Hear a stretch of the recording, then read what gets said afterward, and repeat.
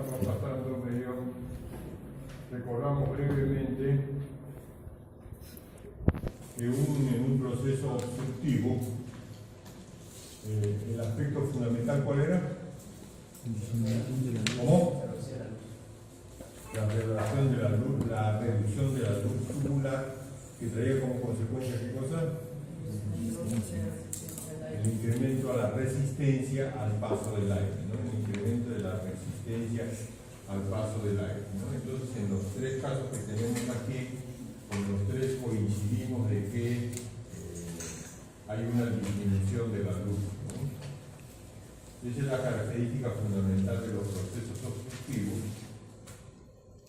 Y dos entidades manejan o reinan, si me permiten el término, en este proceso obstructivo. Es el enfisema pulmonar y la bronquitis crónica, ¿no? Y la prueba que nos ayuda mucho para diagnosticar este proceso obstructivo es lo que está aquí, la capacidad vital cronometrada, cuyos valores normales son estos que están acá, y que como ejemplo tenemos esto que hay una disminución del porcentaje en el primer segundo.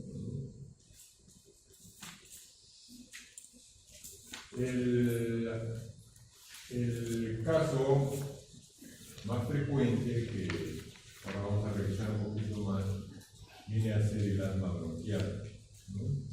El asma bronquial, estamos viendo aquí las características que leímos la última vez, viene a ser pues estos factores que hacen que en consecuencia vean ustedes la luz ha disminuido hasta ese criterio, cuando debería ser así, ¿no?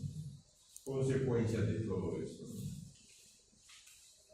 Y como es una enfermedad alérgica, ¿no? Que suele darse en un paciente que denominamos atópico, ¿no? Atópico, ¿no? Es no típico. Está englobado dentro del grupo de enfermedades pues, de origen alérgico, que puede ser conjuntivitis, rinitis, asma, dermatitis, urticaria. Todos estos que se producen por un antígeno que molesta a uno o a otro, pero no a todos, ¿no? A uno o a todos, a unos nomás, ¿cierto? Y que para controlarlos existen muchos fármacos que son como una escopeta, pues, ¿no? Se dispara a ver cuál de ellos caza, ¿no? Lo importante es de que el alergista tiene que descubrir cuál es el alergeno causante, ¿no? Y evitando ese alergeno se soluciona el problema. El otro caso viene a ser las enfermedades restrictivas, como está acá, y una de las características, una de las enfermedades típicas es esto que se llama fibrosis pulmonar difusa. Y como vemos, ¿no? ¿Cuál es la característica de esta enfermedad restrictiva? Donde vemos que la luz tubular, o sea, la luz de las vías aéreas, no está disminuida.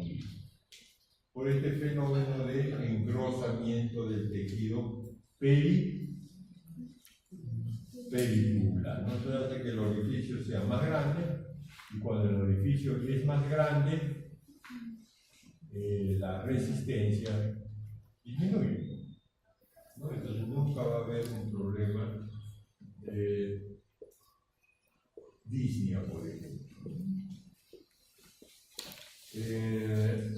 Y aquí tenemos el caso de fibrosis, donde ese esquema muestra, miren, por ejemplo, la cantidad de colágeno que se pone en el espacio intersticial, ¿no?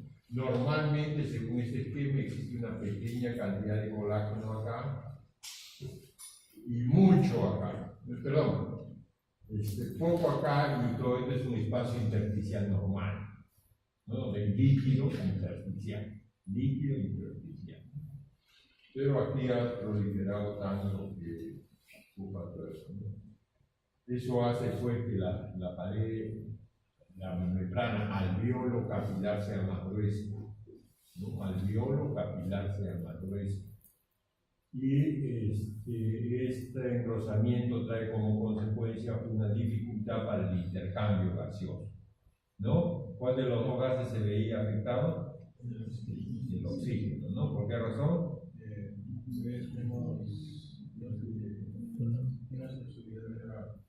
¿Cómo? En comparación al dióxido, es menos soluble. Soluble.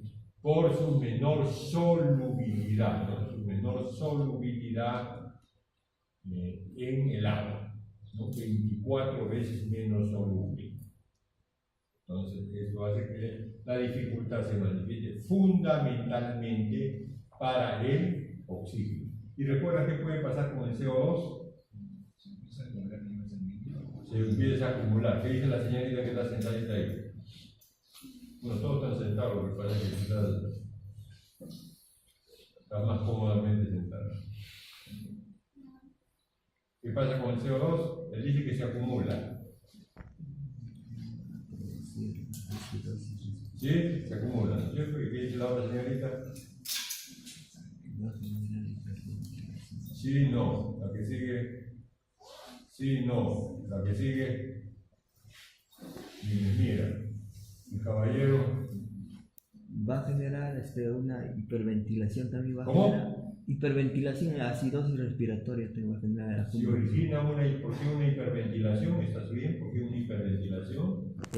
Los centros de respiratorios va a captar, ¿no? Por falta de oxígeno. Muy bien. La baja de oxígeno es captada por los receptores de oxígeno y entonces van a decir, oye, te falta oxígeno. Entonces dan la orden y entonces empiezan a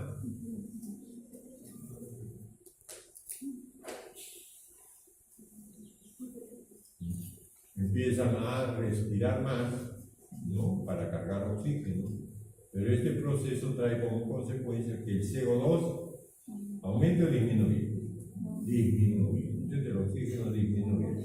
Y tú mismo, esa disminución de oxígeno, ¿qué ocasiona? Acidosis. No, ¿Qué ocasiona el que sigue? Pregúntale a tu teléfono, de repente sabe. La que sigue.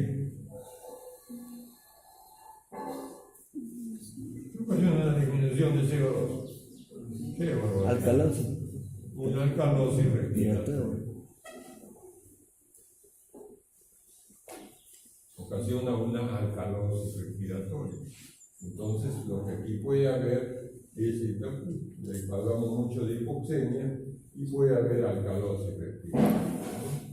Ya habíamos hablado de que hiperventilación, habíamos recordado, ¿no?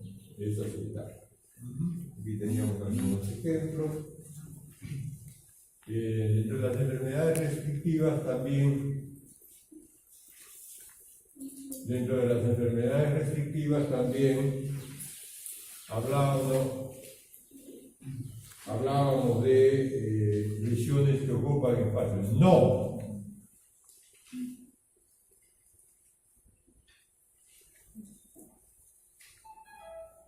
Lesiones que ocupan espacio.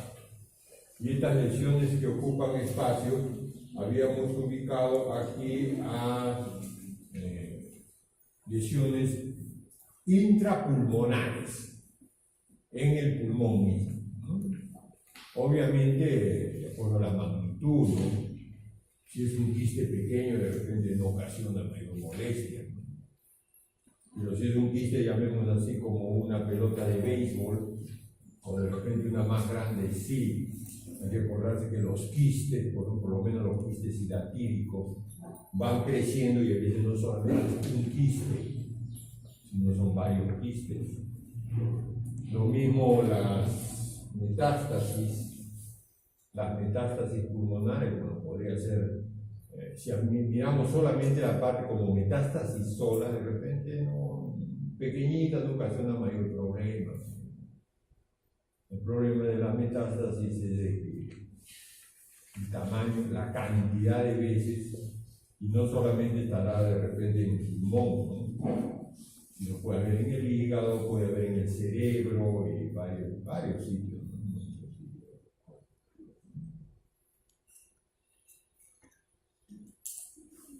Y una de las cosas que puede ocurrir con frecuencia también puede ser la neumonía. ¿Qué cosas de línea general es una neumonía? ¿No? Este alveolo pulmonar, en lugar de tener aire, tenga pus. Así, a grosso modo. Entonces, obviamente, si aquí hay pus y al otro lado está cruzando la sangre, ya no hay intercambio, ¿no? Para que haya intercambio tiene que haber aire y sangre a través de una membrana alveolo capilar adecuada. Si aquí está llena de pus, lógico, no hay cómo intercambiar.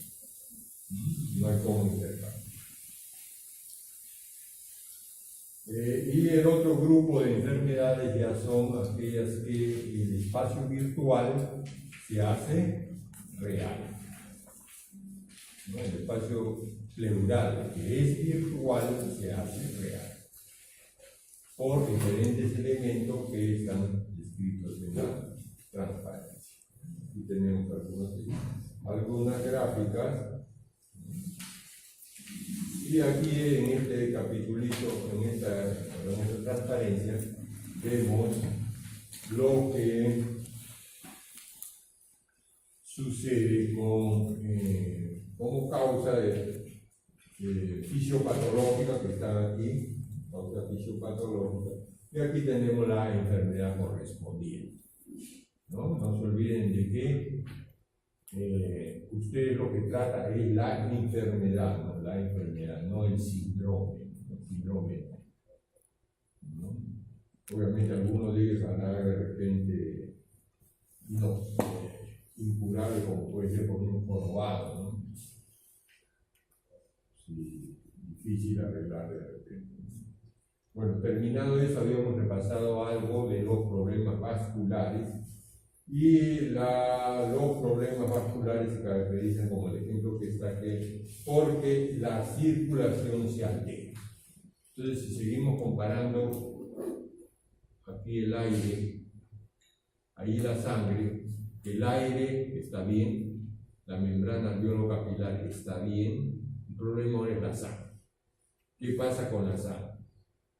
No circula mal, etcétera. Entonces vamos a ver cuáles son las causas de este problema. El primer problema es, como vemos acá, de que este espacio que es el espacio intersticial, que ya lo describimos, pues tiene una pequeña cantidad de líquido, ¿no? El cual es normal. Pero ¿qué pasa cuando por alguna razón el líquido se incrementa en este espacio vascular? Y entonces miren cómo aumenta la distancia entre el capilar que está aquí al centro y el aire que está hacia el otro lado, ¿no? Entonces, ¿qué cosa aumenta? Más agua. Y seguimos con la misma teoría. Cuando aumenta más agua, ¿quién tiene dificultad? El oxígeno, por lo que describimos hace un momento, por la solubilidad de un gas en el líquido.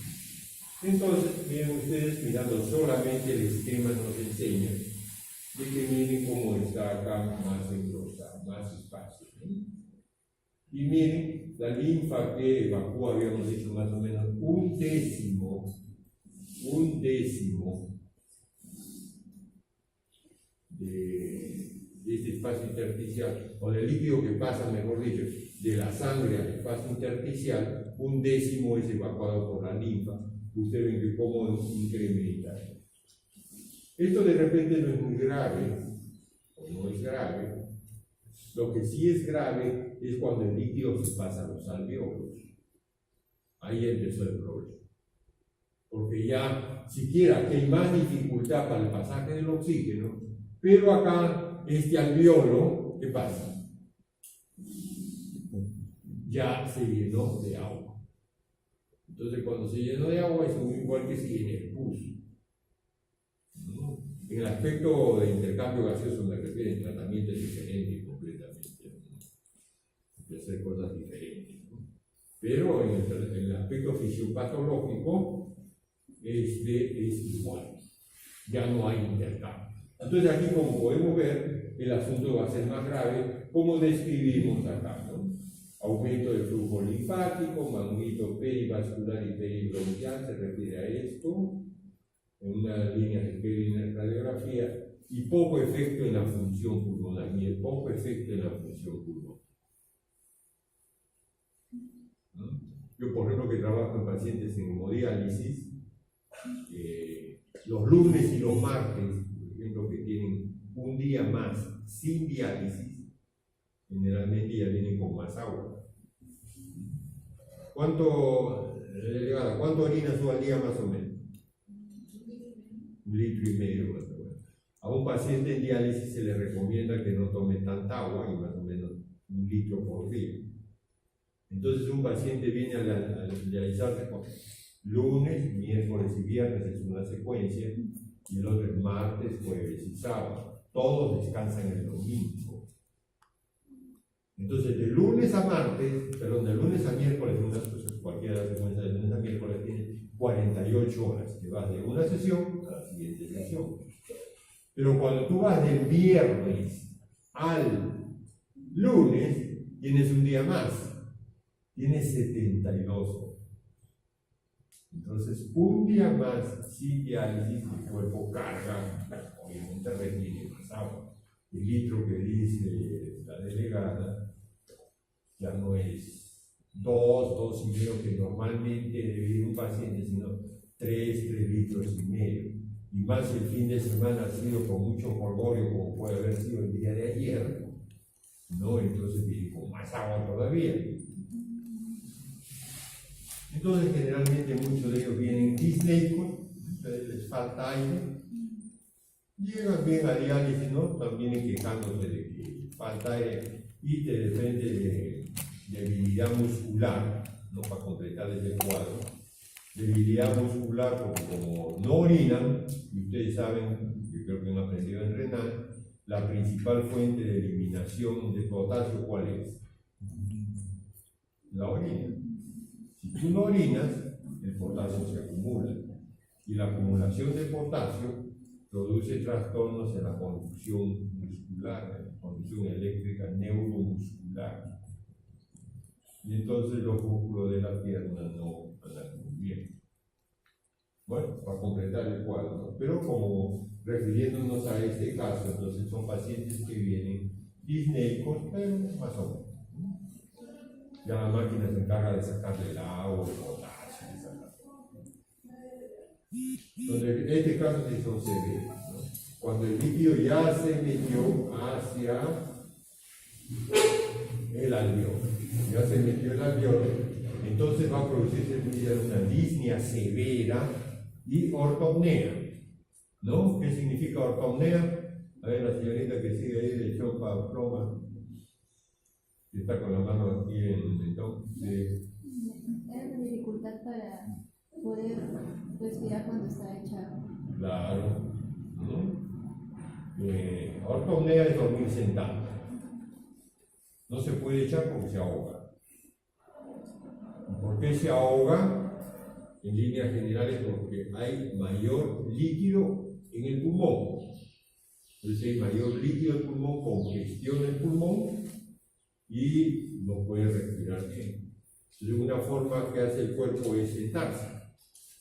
Al sentarse ya no hay tanto retorno de líquido hacia el pulmón y maneja mejor la situación. Esto puede ser en este caso como también los problemas cardíacos. ¿No? ¿Se acuerdan cuántos corazones tenemos?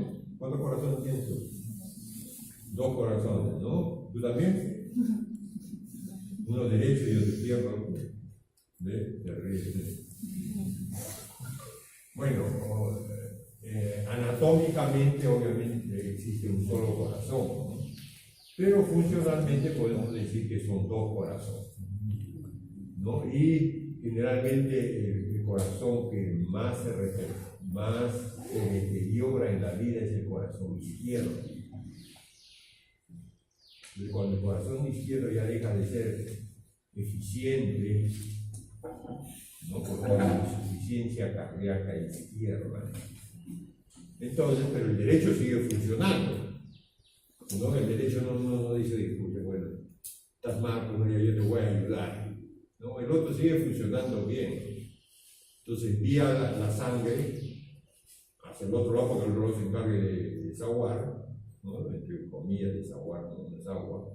Entonces, pero no puede. Entonces se va a acumular en medio. ¿Qué cosa está en medio entre el corazón derecho y el corazón izquierdo? Están los pulmones, ¿no? Entonces, la insuficiencia cardíaca, precisamente la enfermedad se llama insuficiencia cardíaca congestiva. El nombre ya está explicado: insuficiencia cardíaca y congestión. Y allá no se especifica qué es el pulmón, porque en realidad el único que se congestiona es el pulmón. Si quieren, para terminar, que te llevan cardiorrespiratorio. Bueno, muy bien, pues. En cambio, en la insuficiencia cardíaca derecha, que también puede ocurrir problemas en el lado derecho, como el derecho no puede manejar bien la sangre, que le envía el izquierdo, a pesar de que el izquierdo lo manda por la aorta y lo hace pasar por los toros capilares, por todo eso. Y entonces la sangre que regresa por las venas, el derecho no lo puede manejar. Entonces se congestiona todo lo que está, todo lo que recoge la sangre, la cava superior y la cava inferior. Desde la cava superior no tiene mucho problema porque se ayuda con la gravedad. Desde la cava inferior es el problema. Entonces viene ascitis, hepatomegalia, edema de los inferiores. Es una cuestión así de lógica, sabiendo ustedes su anatomía, bien su anatomía, y aplicando lógica, pueden ir explicándose por qué cuando falla uno, falla el otro. También puede fallar los dos corazones. ¿No? Aquel que se va a dedicar a cardiología, aprender a manejar es cuando falla los dos. ¿No? ¿Tú vas a ser cardiólogo? No. Muy bien. Cirujano plástico en la U. Ahora es no, y el plan que van las mujeres no tiene pierna. Y algunos metrosexuales también no tienen pierna. Ya tienes hombros, tienes nalgas, dedos, piernas, todo que arreglar. Una reencauzadora perfecta.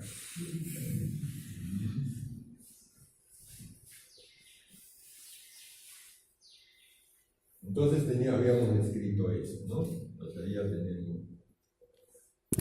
Y aquí también en esta tableta, ve aquí este mecanismo fisiopatológico. Y aquí a cada lado tenemos algunos ejemplos de enfermedades, ¿no? Algunos ejemplos de enfermedades, ¿no? Miren, esta, por ejemplo, se lo mencioné, reducción del drenaje linfático, ¿no? Linfangioma, cualquier otra cosa que ocurra en la linfa, entonces produce disminución. Aquí tenemos pues, lo que tenemos esta gráfica y luego en donde vamos a recordar bien porque es en el edema pulmonar, ¿no? El edema es distensibilidad pulmonar disminuida, está lleno de agua, se tiene menos. El desplazamiento de la curva presión-volumen abajo de la derecha. El ejemplo típico es la enfermedad valvular reumática, abajo y a la derecha.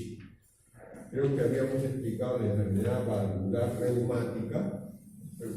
Hice un ejemplo con ustedes, ¿no? Pero bueno, como estamos en la repetición, este gusto, vamos a repetir.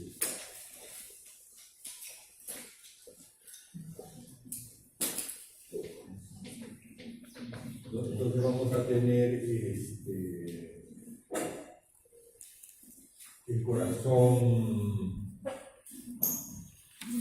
este es el corazón de la aurícula izquierda. Aquí tenemos el ventrículo izquierdo, aquí tenemos la válvula aórtica, aquí tenemos la válvula mitral o Bicúspide. bicúspide. ¿No? Entonces, la bicúspide, entonces tenemos. ¿Qué cosa es la enfermedad valvular reumática? ¿A qué se refiere? El germen que ataca a estas válvulas, ¿no? Entonces va a producir obviamente una infección de estas válvulas. Y a la larga, cuando se cura, ya las válvulas se malograron. Ya no son esa telita, ¿no?, que cierra bien, que ya no es una cuestión madura, ya no cierra bien. Y el anillo donde están las válvulas, ¿no?, porque te digo así, donde están las válvulas, ya se ha reducido. Entonces, igualito que en los alvéolos, perdón, en las vías aéreas, cuando disminuye la luz, pasa menos sangre. Pasa menos sangre. Entonces, al pasar menos sangre, y como el derecho sigue funcionando, y aquí por esta dificultad no puede pasar la sangre, ¿dónde se va a congestionar? En medio. ¿Qué cosa hay en medio? Los pulmones. ¿No? ¿Qué cosa hay en medio? Los pulmones.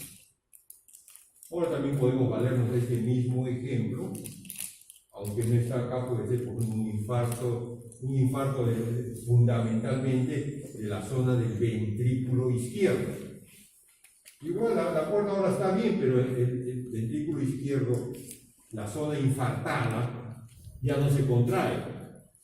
Entonces la sangre, y en vez de hacer todo completo, ¿no?, todo completo, ¿no?, cuando está en la diástole, al final de la diástole, ¿cuánto es el volumen que hay aquí?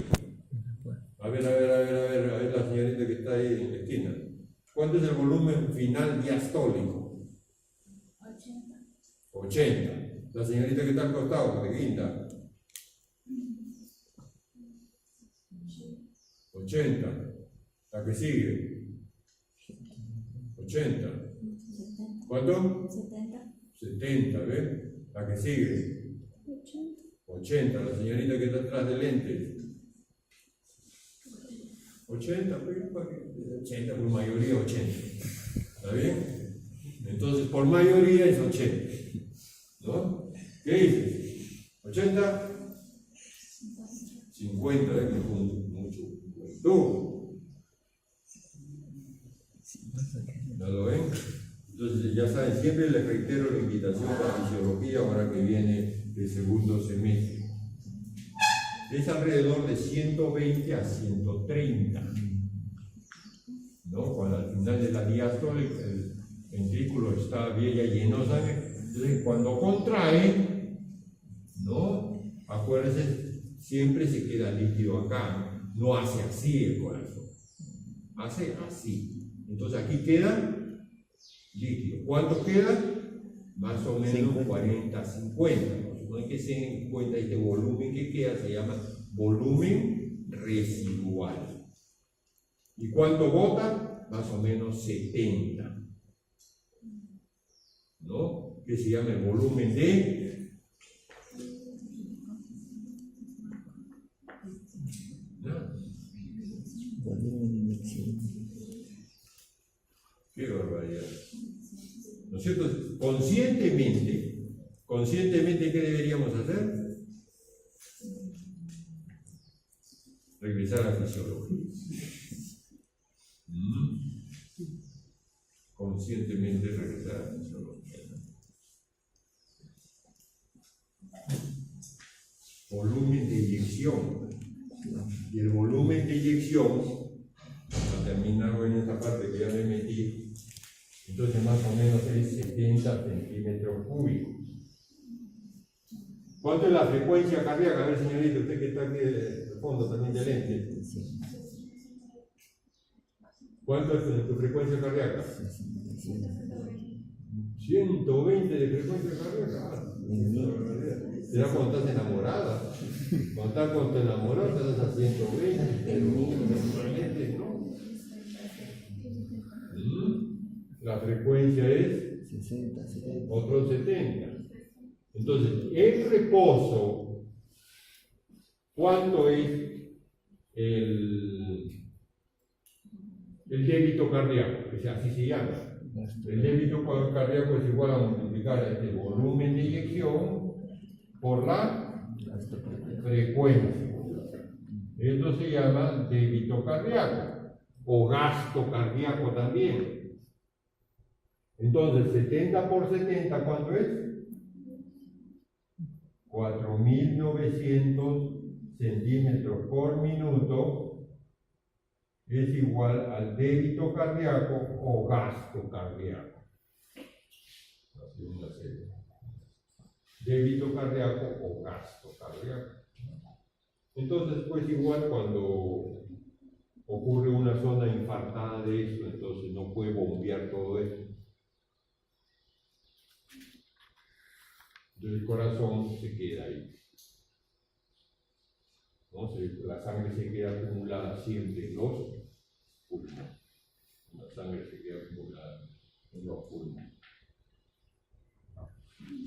Muy bien, entonces aquí tenemos pues el edema pulmonar. Entonces hay un desplazamiento de la curva presión-volumen abajo de la voluntad, aumento de las resistencias en las vías aéreas en caso que el líquido se halla también en las vías aéreas. El edema puede llegar tanto que también no solamente está en los alveolos, sino también en las vías aéreas. Puede haber broncoconstricción por irritación o bandito peribronquial, ¿no? Entonces, cuando hay broncoconstricción, ¿qué cosa pasa? ¿No? ¿Qué cosa pasa? Fuerte. Reducción de la luz que trae como consecuencia mayor resistencia al paso de aire. Miren que esto lo venimos repitiendo para recordar, ¿no? Entonces ya se complica, ¿ves? Si ahí esto, usted escucha y va a encontrar similares. El escuchar va a ponerse el estetoscopio y usted hace respirar a su paciente, ¿no? Y va a ver un pitito, ¿no? Un silbido, pues se llama sibilante, un silbido, es bronco. Y eso sí creo que no sale pues ni en la ecografía ni en la radiografía, ¿no? Por lo menos en pulmón. Entonces este aparato es importante.